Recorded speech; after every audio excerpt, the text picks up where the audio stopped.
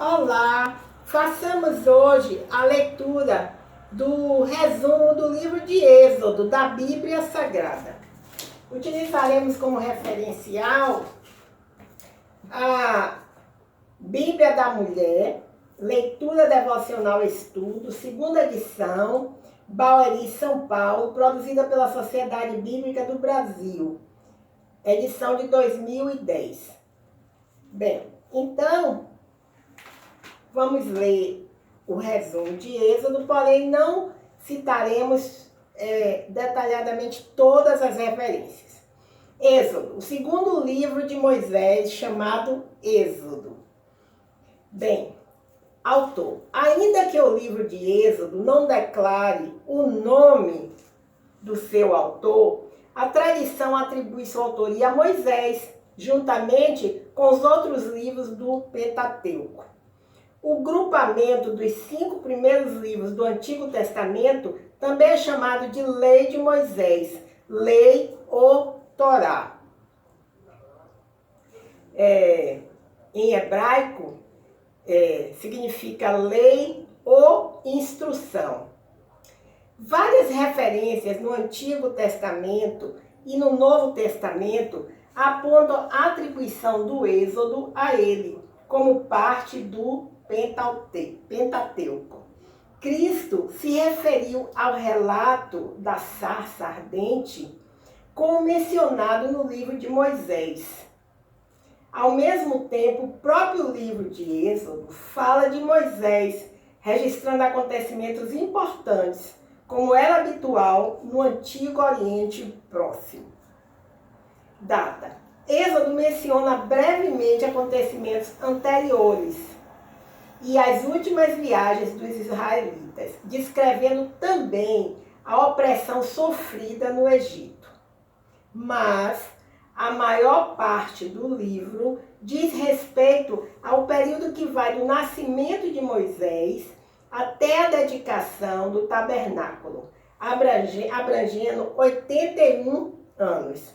Moisés deve ter começado a escrever Êxodo quando os israelitas estavam acampados no Monte Sinai e terminado seu trabalho antes de sua morte, em 1406 a.C.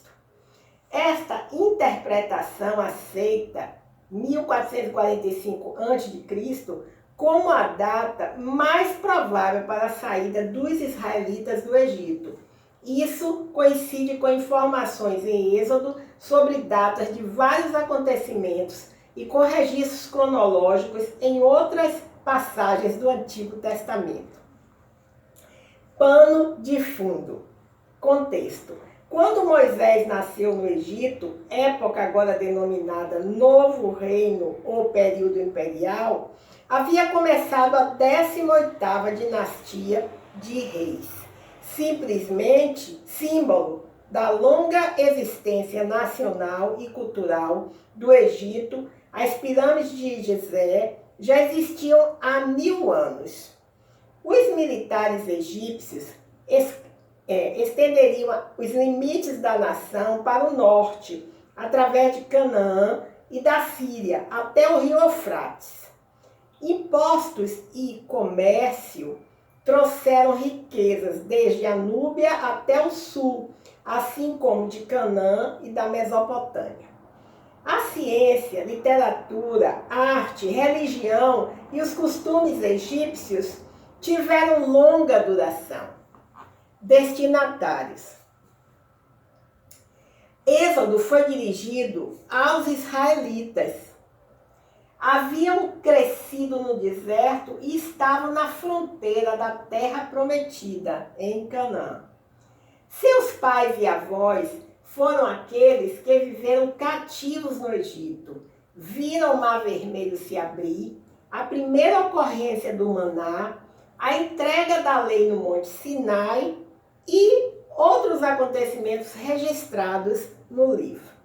No entanto, as gerações que se seguiram também foram consideradas como demonstrado pela instituição de cerimônias comemorativas de importantes acontecimentos, pelas provisões feitas para o culto coletivo e pela ênfase dada no Pentateuco e em todo o Antigo Testamento na preservação do que Moisés escreveu. Propósito.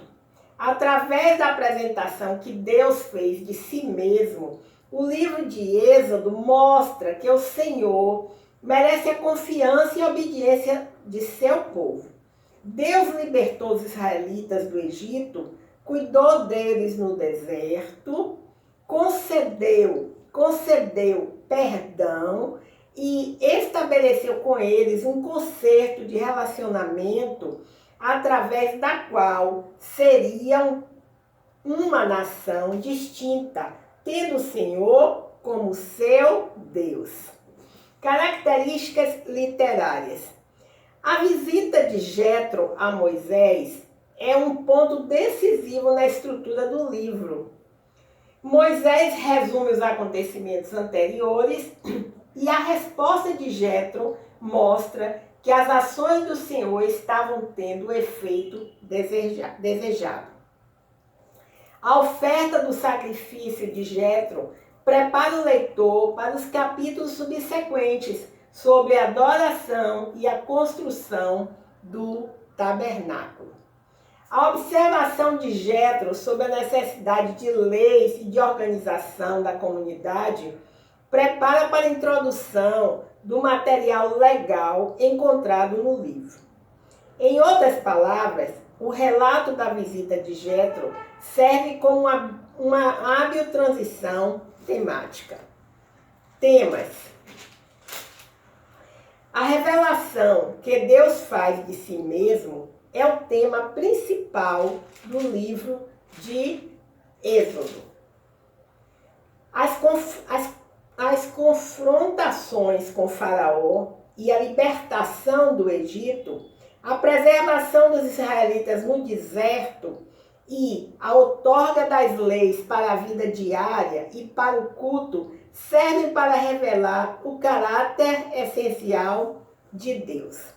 No processo de identificação de si mesmo, o Senhor também deu aos israelitas uma identidade distinta com o seu povo. Em virtude do que Deus fez por Israel, a identidade deles, seus privilégios e responsabilidades como nação foram creditados à associação de Israel com o próprio Senhor. Da mesma forma, perguntas sobre quem é Moisés e quais são as suas habilidades são respondidas em termos de quem é o Senhor. Enfim, concluímos a leitura do livro de Êxodo e agora concluímos um resumo, uma versão de resumo para este livro. Eu espero que vocês tenham gostado. Vamos continuar lendo essa palavra maravilhosa, enriquecedora e que contém tantas informações, tantos benefícios para a nossa vida, né? Precisamos ir lá buscar. Eu escutei em um determinado programa evangélico uma mensagem que dizia o seguinte, mais ou menos o seguinte: um homem tinha um relógio de pulso e esse relógio se perdeu em um monte de feno, né? Então, por mais que ele procurasse, ele não encontrou o relógio. E aí o que acontece? Ele pediu a algumas crianças que procurassem, né? E elas reviraram tudo para cima e passaram a tarde inteira procurando o relógio e não acharam o relógio. Mas parece que no dia seguinte, alguém se dispôs a procurar o relógio quando o dono não tinha mais esperança. E ao contrário do que o dono esperava, que aquela pessoa também começasse a remover aquele feno minuciosamente até encontrar o relógio, aquela pessoa calou-se e ficou próximo ao local onde estava aquela quantidade enorme de feno e onde o relógio estava perdido, e ficou calado calado, escutando o tic-tac do relógio. E localizou pelo tic-tac onde o relógio estava. Foi lá, pegou e devolveu para o seu dono. É assim que Deus fala no coração da gente. Quando fazemos silêncio, quando nos concentramos, quando deixamos a voz dele soar no nosso ouvido, então nós podemos compreender direitinho o que ele está falando para a gente. Enquanto estamos revirando o feno, enquanto estamos naquela agitação, enquanto estamos dizendo por quê que não é assim, eu não acredito, e por quê, mas eu acho que deveria ser assim, eu não concordo com isso, por que tem que ser assim? A gente não vai escutar o relógio fazendo tic-tac, ou seja, a gente não vai escutar a voz do Senhor falando ao nosso coração. Não é verdade? Pense sobre isso. Muito obrigado por me escutar. Meu nome é Lúcia Marques. Até o nosso próximo encontro. Muito obrigada.